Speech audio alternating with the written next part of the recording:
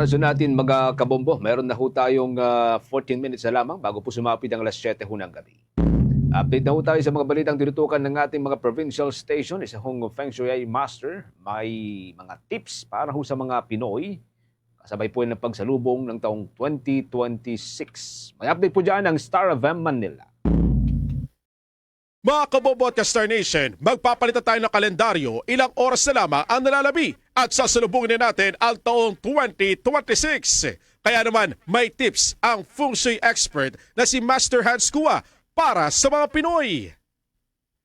Eksklusibong nakapanayam ng 102.7 Star FM Manila si Master Hans Kua, isang eksperto sa Feng Shui at sinabi nito na ang lucky color para sa 2026 ay blue. Dahil missing element umano ang water element para sa susunod na taon na sumisimbolo sa money or wealth. Ibinahagi rin niya ang ilang mga ritual na pwedeng gawin sa bisperas at pagsalubong ng taong 2026.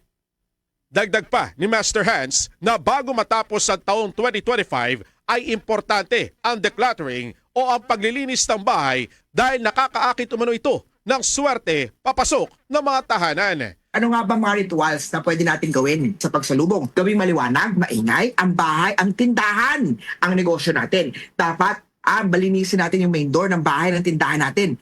Dahil ang main door dyan pumapasok ang main chi natin. Bintana, dapat malinis din po. Yung stove, lutuan natin.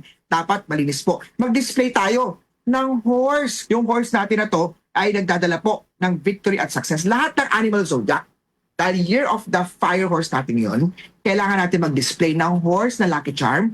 Bawal lang po ang horse na lucky charm sa mga pinanganak ng year of the rat. Pero other zodiac, ang paglagay ng horse sa bahay, south direction, sa office, sa tindahan, south direction, ay nagdadala ng victory at success star.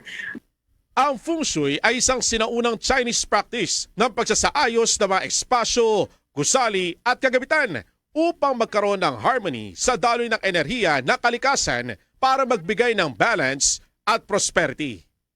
Mga kabobo at Star Nation, Happy New Year! Mula rito sa 102.7 Star FM Manila. Nagulat, Star DJ at Tonyo Labada, and this is Bombo Radio Philippines, the #1 and most trusted source of news and information. Basta Radio! Bombo!